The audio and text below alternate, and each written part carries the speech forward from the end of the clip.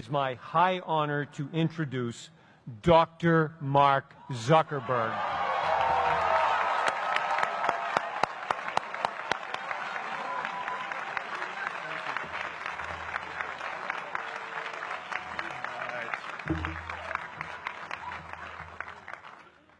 Today, I want to talk about purpose. But I'm not here to give you the standard commencement about finding your purpose. We're millennials. We try to do that instinctively. Instead, I'm here to tell you that finding your purpose isn't enough. The challenge for our generation is to create a world where everyone has a sense of purpose. One of my favorite stories is when JFK went to go visit the NASA Space Center, and he saw a janitor holding a broom, and he asked him what he was doing, and the janitor replied, "Mr. President, I'm helping put a man on the moon." Purpose is that feeling that you are a part of something bigger than yourself, that you are needed, and that you have something better ahead to work for. Purpose is what creates true happiness. And you are graduating at a time when this is especially important.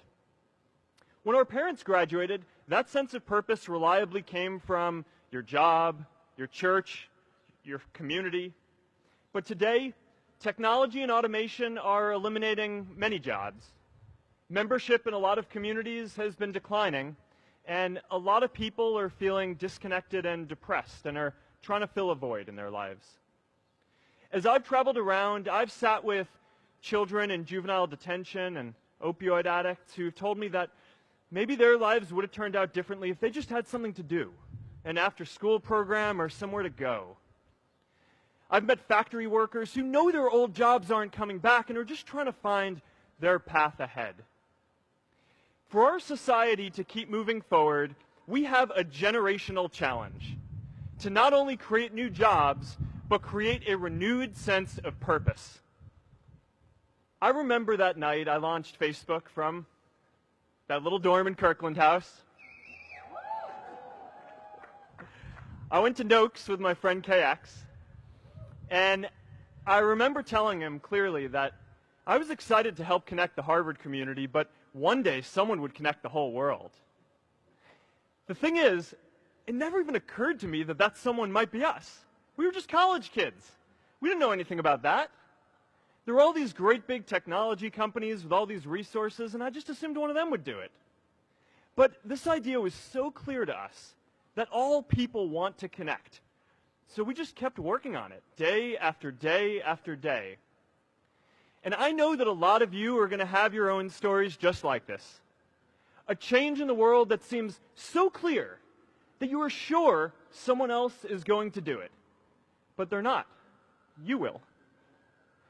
But it's not enough to have that purpose yourself.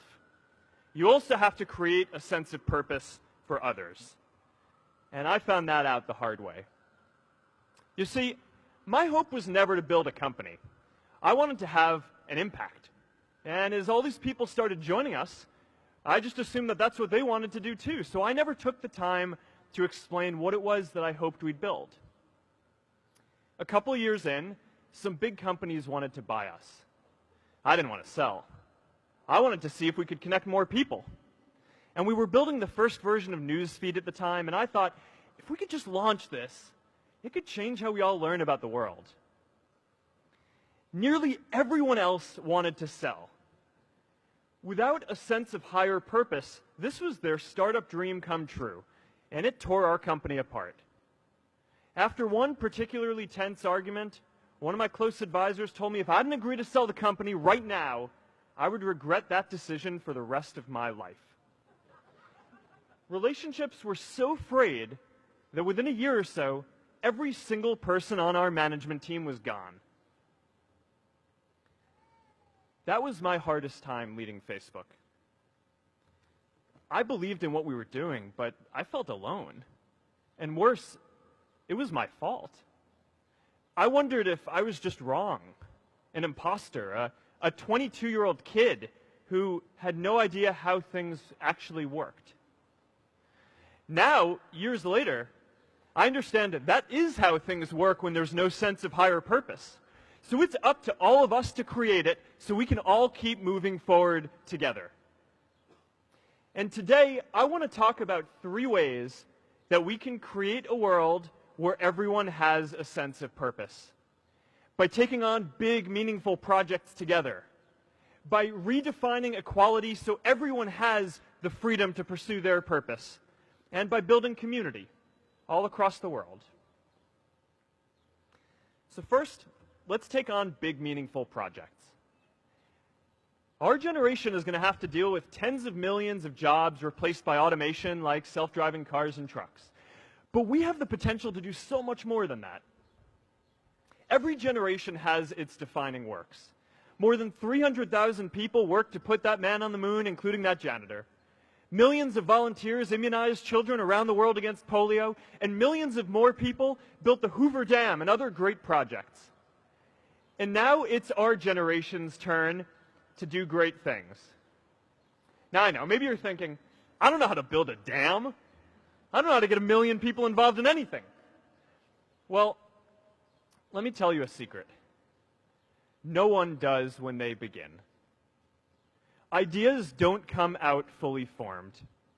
They only become clear as you work on them. You just have to get started. If I had to know everything about connecting people before I got started, I never would have built Facebook. Movies and pop culture just get this all wrong. The idea of a single eureka moment is a dangerous lie. It makes us feel inadequate because we feel like we haven't had ours yet.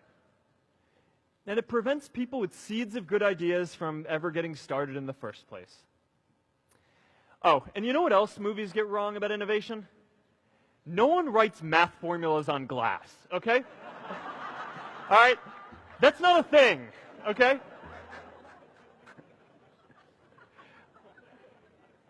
It's really good to be idealistic, but be prepared to be misunderstood.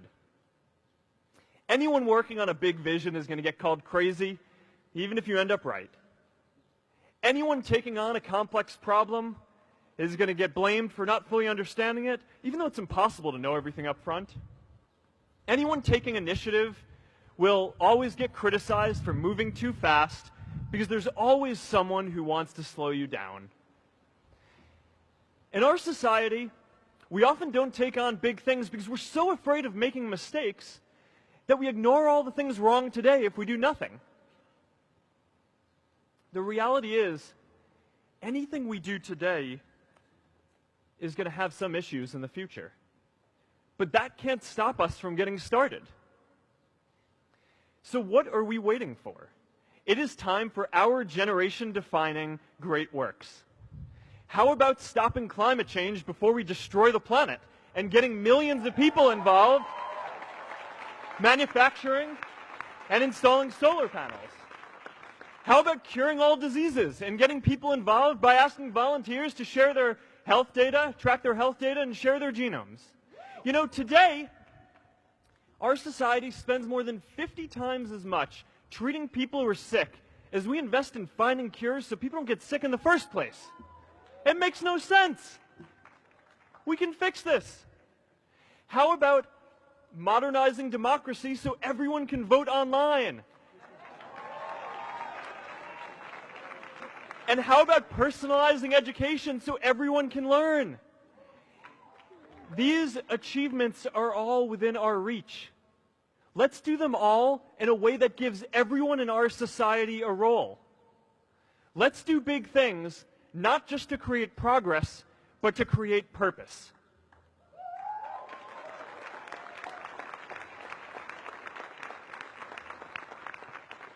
So taking on big, meaningful projects together is the first thing we can do to create a world where everyone has a sense of purpose. The second is redefining our idea of equality so everyone has the freedom to pursue their purpose.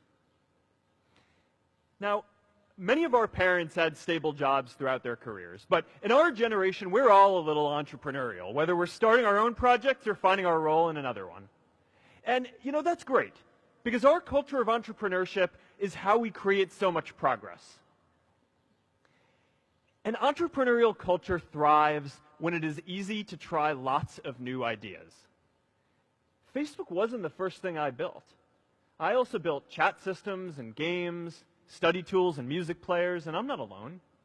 J.K. Rowling got rejected 12 times before she finally wrote and published Harry Potter. Even Beyoncé had to make hundreds of songs to get Halo. The greatest successes come from having the freedom to fail. Now, today, we have a level of wealth inequality that hurts everyone. When you don't have the freedom to take your idea and turn it into a historic enterprise, we all lose. And right now, today, our society is way over-indexed on rewarding people when they're successful, and we don't do nearly enough to make sure that everyone can take lots of different shots. Now, let's face it. There is something wrong with our system when I can leave here and make billions of dollars in 10 years while millions of students can't even afford to pay off their loans, let alone start a business.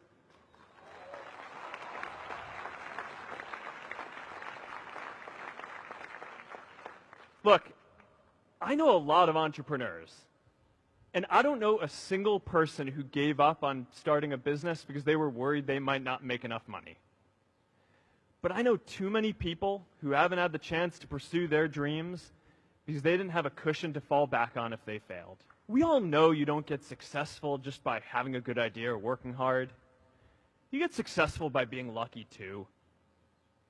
If I had to support my family growing up instead of having the time to learn how to code, if I didn't know that I was going to be fine if Facebook didn't work out, then I wouldn't be standing up here today. And if we're honest, we all know how much luck we've had to get to this point in our lives. Every generation expands its definition of equality. Previous generations fought for the vote and civil rights. They had the New Deal and Great Society. And now it's time for our generation to define a new social contract. We should have a society that measures progress not just by economic metrics like GDP, but by how many of us have a role we find meaningful. We should explore ideas like universal basic income to make sure that everyone has a cushion to try new ideas. We're all going to change jobs and roles many times, so we need affordable childcare to get to work and healthcare that's not tied to just one employer. And we're all going to make mistakes. So we need a society that's less focused on locking us up and stigmatizing us when we do. And as our technology keeps on evolving, we need a society that is more focused on providing continuous education through our lives.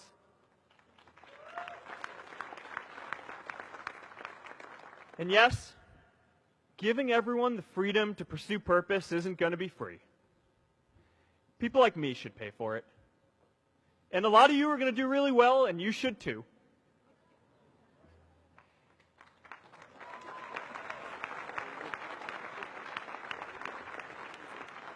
That is why Priscilla and I started the Chan Zuckerberg Initiative and committed our wealth to promoting equal opportunity.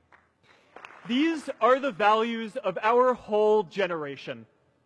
It was never a question of if we were going to do this. The only question was when. Millennials are already one of the most charitable generations in history. In just 1 year, more than 3 in 4 US millennials donated to charity, and more than 7 in 10 raised money for another one. But it's not just about giving money. You can also give time. And I promise you, if you just take an hour or two a week, that's all it takes to give someone a hand and help them reach their potential. Now, maybe you're thinking, that's a lot of time. I'm not sure if I have that much time. I used to think that. You know, when Priscilla graduated from Harvard, she became a teacher. And before she'd do education work with me, she told me that I needed to get my own experience teaching a class. At first, I complained.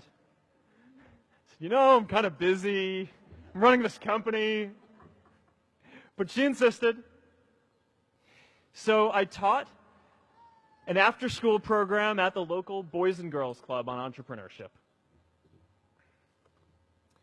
I taught those kids lessons on product development and marketing, and they taught me what it was like growing up feeling targeted for your race, and what it's like having a family member in prison. I shared stories of my time in school, and they shared their hope that one day they would get to go to college too. For 5 years, I've had dinner with those students every month. One of them even threw Priscilla and me our first baby shower. And next year, they're going to college. Every one of them, first generation in their families. We can all make time to give someone a hand. Let's give everyone the freedom to pursue purpose, not just because it's the right thing to do, but because when more people can turn their dreams into something great, we are all better for it.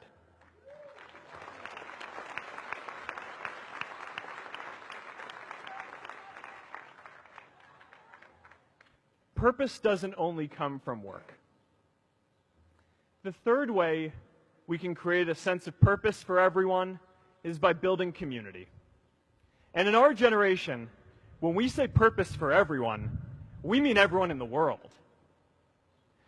Now, quick show of hands. How many of you here are from another country?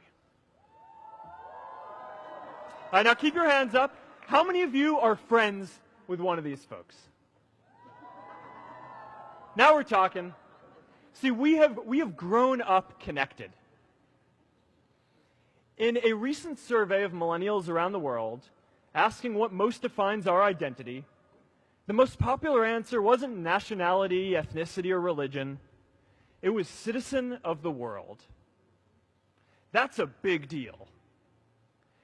Every generation expands the circle of people we consider one of us. And in our generation, that now includes the whole world.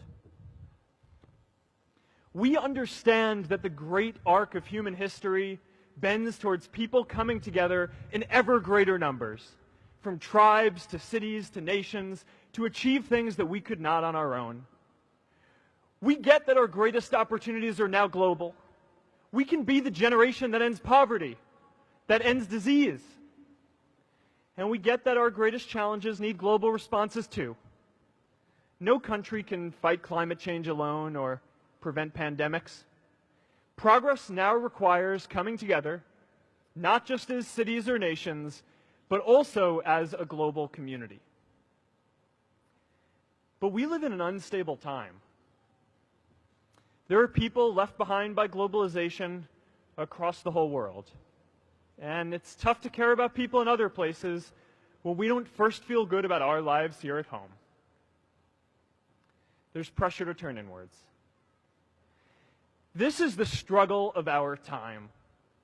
The forces of freedom, openness, and global community against the forces of authoritarianism, isolationism, and nationalism. Forces for the flow of knowledge, trade, and immigration against those who would slow them down. This is not a battle of nations. It is a battle of ideas.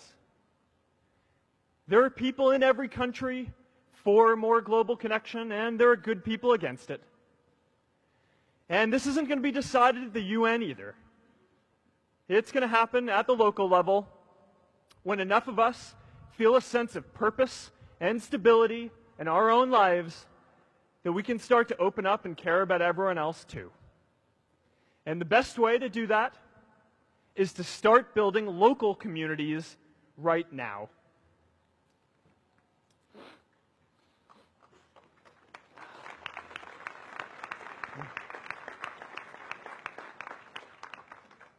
We all get a lot of meaning from our communities. Who here's from Elliott House? How about Lowell? I know you guys found community because you literally live right on top of each other. And Mather? I'll just leave that there. Whether our communities are houses or sports teams, churches or a cappella groups, they give us that sense that we are a part of something bigger, that we are not alone. They give us the strength to expand our horizons. And that's why it's so striking that over the past few decades, membership in all kinds of communities has declined by as much as 1/4. That's a lot of people who now need to find a sense of purpose somewhere else. But I know that we can rebuild these communities and start new ones because many of you already are. I met Agnes Segoye, who's graduating today. Agnes, where are you?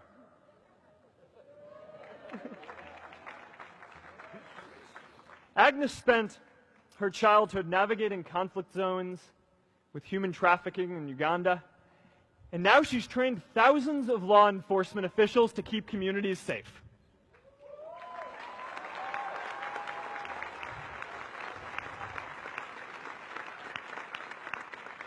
I met Kayla Oakley and Neha Jain. We're graduating today too. Stand up, guys. Kayla and Neha started a nonprofit that connects people suffering from chronic illnesses with people in their communities who are willing to help out.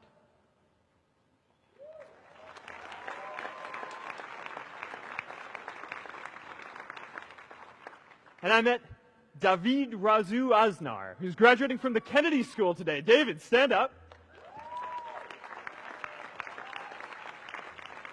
David is a former city councilor who fought to make Mexico City the first Latin American city to pass marriage equality, even before San Francisco.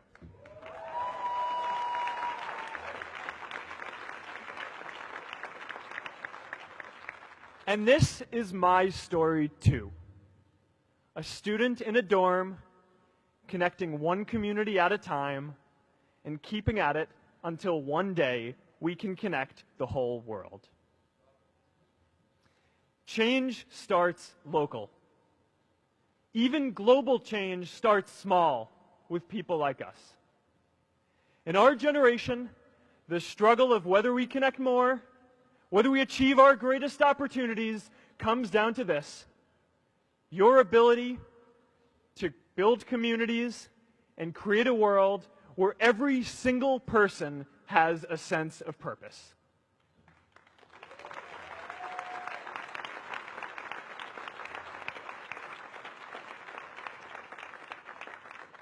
Class of 2017, you are graduating into a world that needs purpose. And it's up to you to create it. Now, maybe you're asking yourself, can I really do this? Well, remember when I told you about that class I taught at the Boys and Girls Club? One day after class, I was talking to my students about going to college, and one of my top students raised his hand and said that he wasn't sure he could go to college because he's undocumented. He wasn't sure if they'd take him.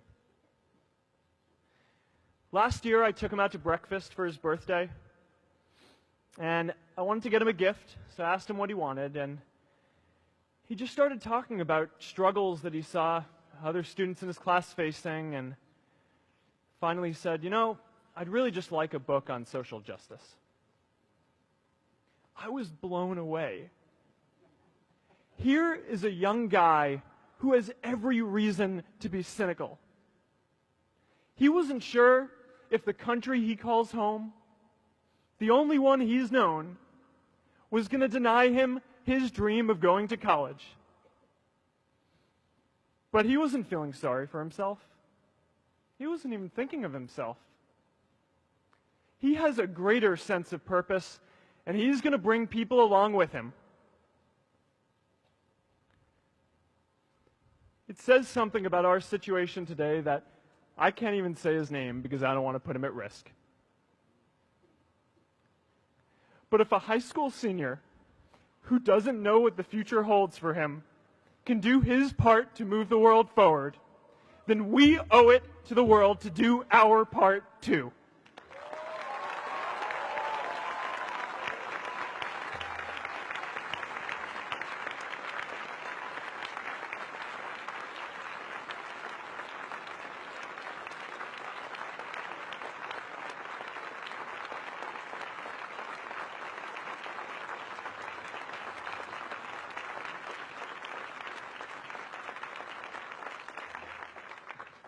So before you walk out those gates one last time, and as we sit here in front of Memorial Church, I'm reminded of a prayer, Mishaberach, that I say whenever I face a big challenge, that I sing to my daughter, thinking of her future when I tuck her in at night.